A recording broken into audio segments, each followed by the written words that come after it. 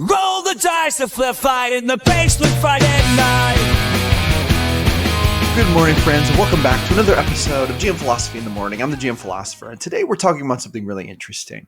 We're talking about getting in sync and role-playing, or maybe more specifically, how sometimes it doesn't happen right away or early on.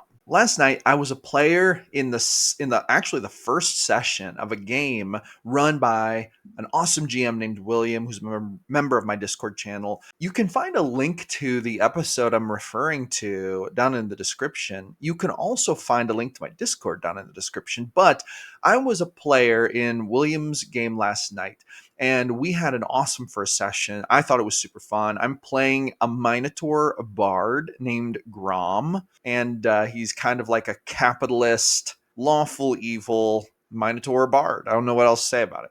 He likes to look nice. He has the shift weave magical robes, and he changes his appearance for every public outing. With that being said, after the game, William and I were sort of basically talking, having a sort of candid discussion about the phenomenon that we've noticed about sometimes with new groups. Sometimes when you get a new group together, or even a group who's played together but in a new campaign, there will be a few sessions where role play will feel kind of like there won't be a lot of role play. People will tend to be a little bit quieter. People won't tend to say quite as much.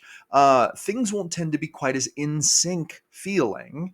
And this can lead some GMs who maybe haven't experienced this a lot to feel like they're doing a bad job. But I want to talk about this today because this is actually really, really normal phenomenon. And both William and I have seen this happen, and we basically defined it as sort of like haven't found the rhythm yet, or haven't established the chemistry of the table yet, or even established the chemistry of these characters yet type of issue. But it's not really an issue per se that the GM can really solve without just taking some time, putting the time into basically making things work. And I'm going to talk about this a little bit. And I want to start by saying that if you're experiencing this kind of thing at your table, and let me just redefine real quick. Let's say that you start a campaign or an adventure. You get all your players together. You all have new creatures or new characters. Maybe you have even gotten together for session 0. And then you all get around the table or around your virtual tabletop and you start the actual game. But then you as a GM notice there's kind of a lot of like silence. Not everyone's speaking up a lot. Maybe you notice that players aren't really deeply role-playing their characters. They're kind of more just like saying very simple lines of dialogue. Characters don't really have explicit mannerisms yet, or weird quirks, or the kind of stuff that we would generally ascribe to a campaign or adventure where the characters are really immersed, where the players are really immersed in their characters.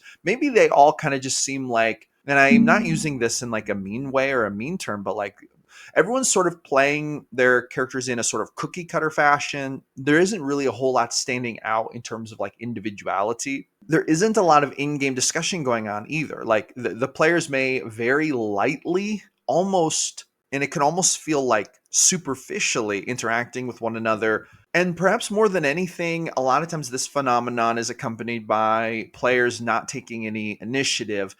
So the GM might kind of like set things up like they normally would. But if they're used to a player group who's really in sync, and then they try to set things up in a similar way with the new player group, they might feel like, man, these players, they're not really taking the bite. They're not taking the bait on the plot hooks I've set up. I'm not sure what's going on. And this can lead GMs to feel like maybe the players don't like the campaign. Maybe session 1 is a dud. Maybe I'm failing as a GM.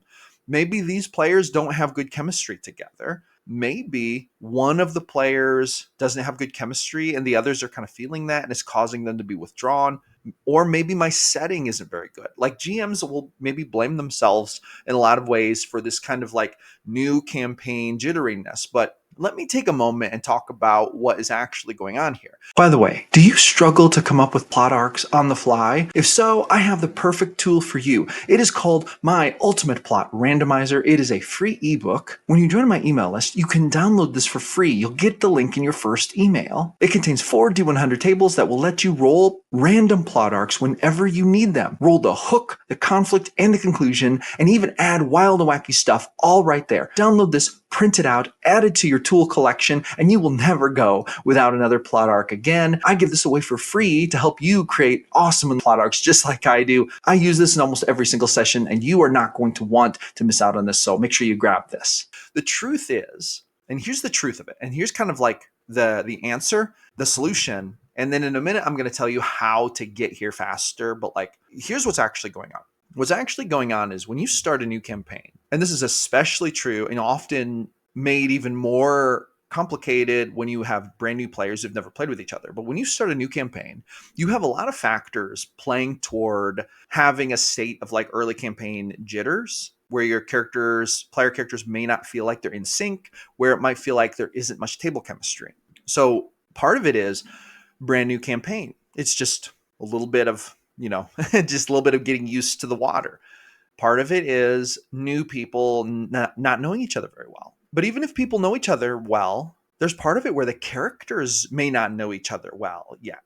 Characters are still feeling each other out. Part of it is also not wanting to step on the GM's toes. If the GM is putting plot hooks out there, but you think to yourself as a player, or your players rather, if you're the GM, your players might think to themselves, if they don't know you very well or they haven't played with you very much, they might think, well, I think this is a plot hook, but I'm not entirely sure if the GM wants me to pursue it. I don't want to like just go off on a tangent and ruin his plot or something. If the player cares about the plot, and a lot of players do care about the plot. And then you also have players not even fully understanding how they want to role play their characters. You might have a player who has completed their character sheet. They've chosen their magic items. They have even dictated the personality traits of their character. But when it comes time to actually role play the character, it is not very often that players know right away how they want to role play a character. And even if they think that they know how they want to role play a character, once they get into the game, this might be different.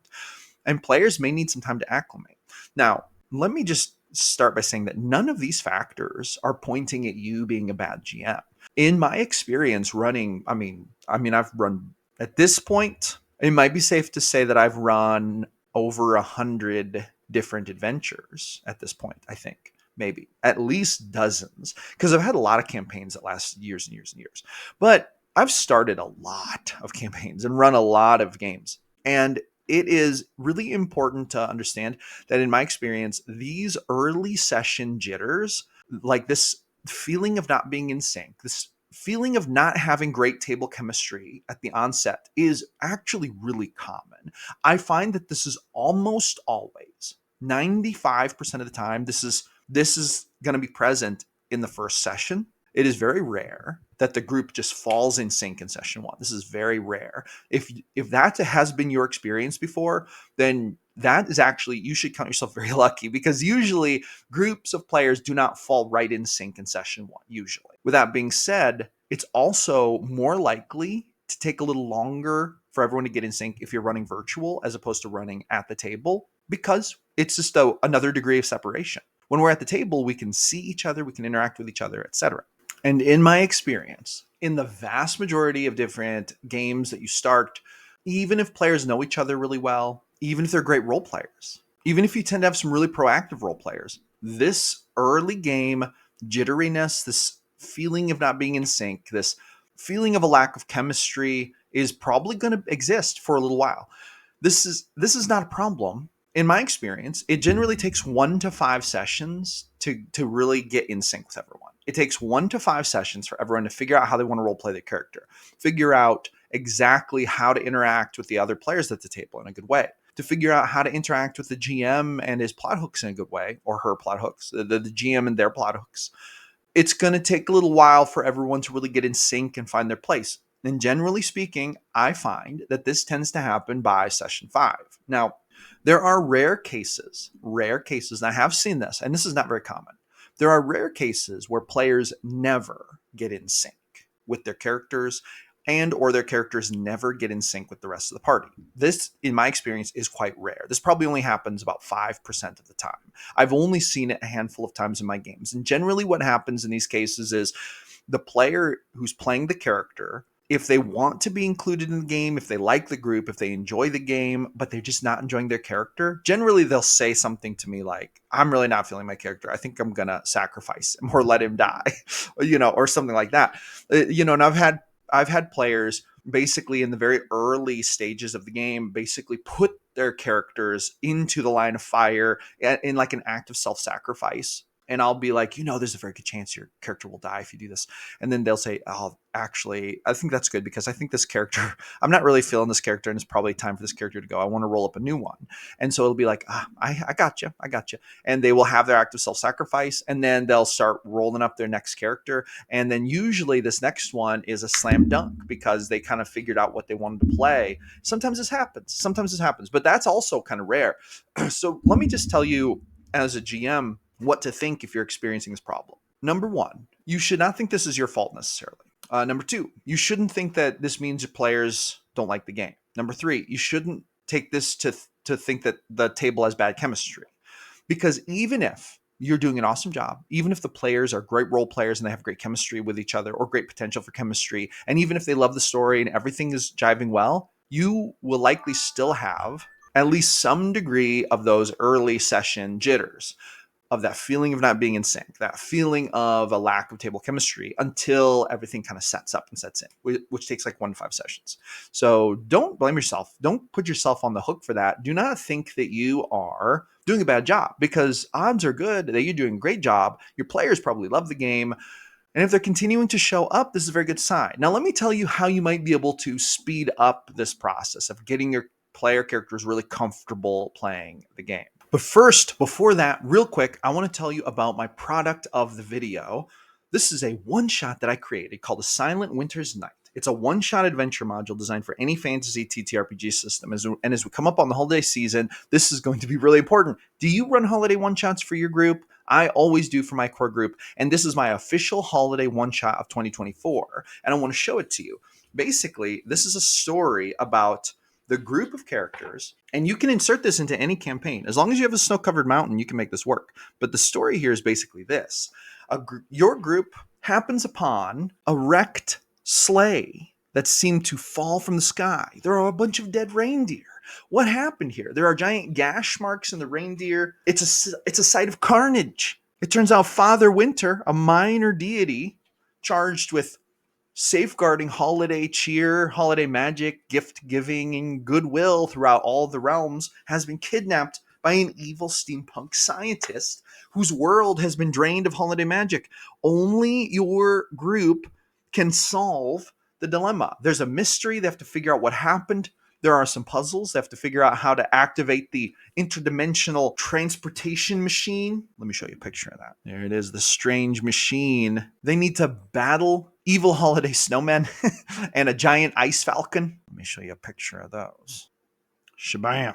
And yeah, they have to make their way to an alternate cyberpunk universe reality, rescue Father Winter, save the day, bring him back, and make sure that holiday cheer continues in the world. Now, this is available as a soft cover book. There is also a hardcover option, and there's a very affordable ebook option. This is the official holiday one-shot I'm running for my group in 2024. And before time runs out, make sure you order it. Many different price points, all affordable. Get the version that's right for you. Plus, every purchase helps to support the channel, which is awesome, and I appreciate it so much. Grab it for yourself, run it for your group. It's going to be awesome. Link is in the description. You can buy this on my Blurb bookstore. All right. The good news is you can do things as a GM to overcome those beginner session jitters, to get the group more in sync faster. Here are my tips for how to do this. Number one, the reason that this is happening is because players are unsure about a range of different things. They're unsure about how to role play their characters. They're unsure about how to interact with the GM. They're unsure about how to interact with the other role players. And once they get more comfortable with those things, you're going to find that in-sync feeling really slide into place. But how can you speed that up? Well, there's a couple different ways. Here is the first and best way I find to do this. One of the best ways is to put challenges in front of them very early on that are like less about combat and more about role play and moral dilemmas. So one of the greatest ways to solve this is as soon as you're heading into session one, put kind of like uncomfortable-ish decision-making concepts in front of the players, which sort of causes them to let's say, have a really clean palette with which to work with to act upon your world in more extreme ways. And let me give you an example of what I mean by this. In my Discord group, very early on in session 1, when they were running through my adventure, The Haunting at Ashburrow. You can also grab this, link is in the description. I'm not gonna, I mean, basically it's a mystery about a haunting that's going on in a little village. I have the whole adventure module for this. You can find a link for that in the description. I'm not going to do a whole commercial for it right now, though, because I'm talking about something.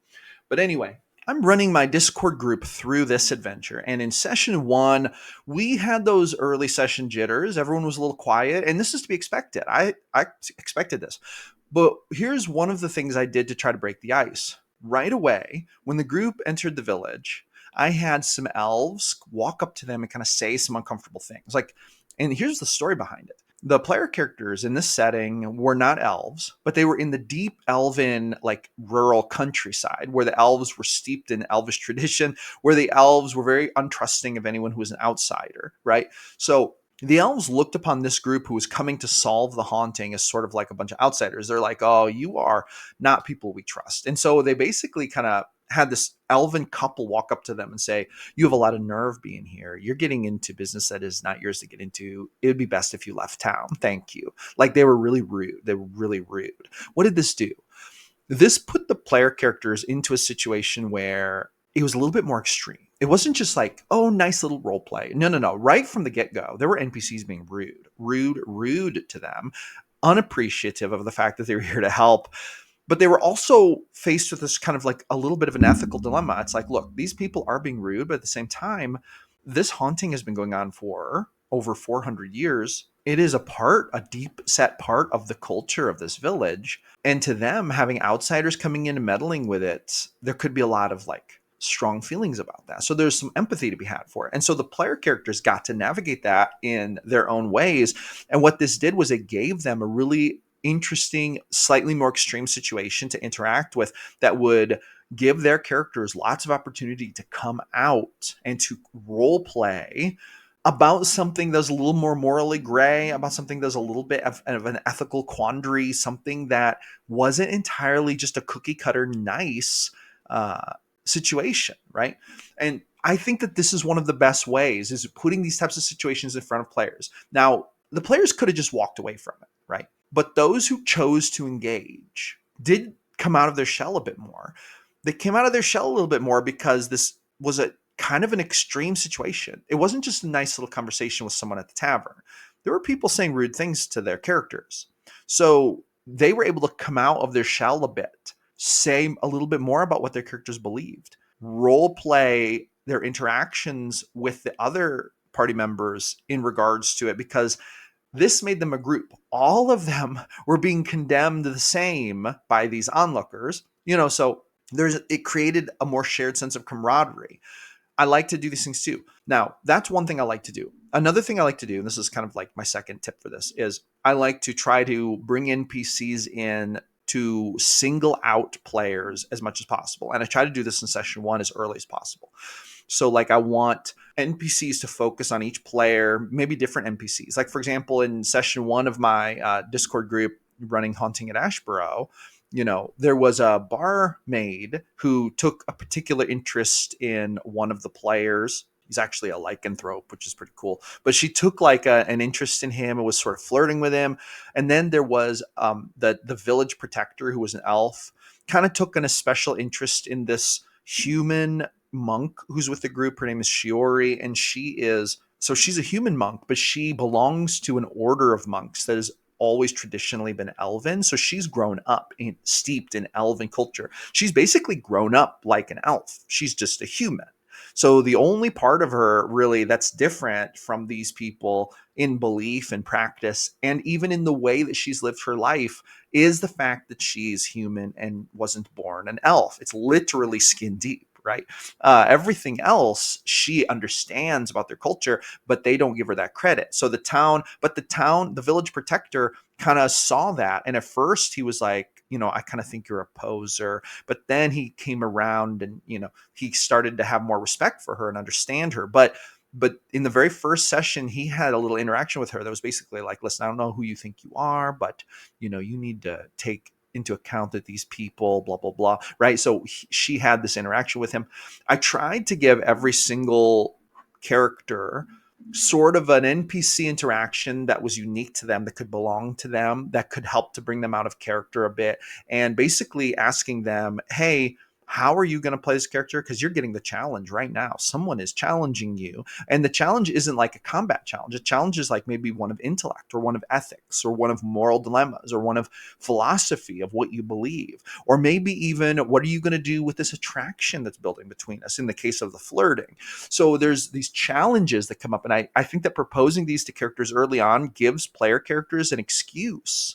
It gives them a really good opportunity and excuse to come out of the shell, to say, you know what, I was a little afraid of stepping on the GM's toes, but since this is going on, I'm just going to say what I want to say. And boom, they come out and say it. And then you have broken a certain amount of ice. Okay. Now, these, in my opinion, are the two best ways to get players to like feel like they're on the same team, to feel like they can say what they want to say, feel like they can do what they want to do, to really get that ice broken. And once players become more honest about their characters and they become more honest about how they want to play in the game, now you're going to start to feel like it's in sync, right? Because in order for that sync to set in order for that chemistry to sink in, everyone has to be pretty honest about who their characters are and what their characters want to do. And when I say pretty honest, I just mean they have to role play as such, role play bravely, which takes courage. But it helps if the GM prompts that by giving them an awesome canvas to work with where there's prompts for it, right? Anyway, so there you go. With that being said, that's going to summarize my thoughts on this. I hope you found this helpful. Drop me a comment. Let me know what you think. And that's going to be a wrap. Thank you so much for coming back for another episode of GM Philosophy in the Morning. I'm here every single day talking about the best game in the world, D&D. So I will see you awesome people on the next one.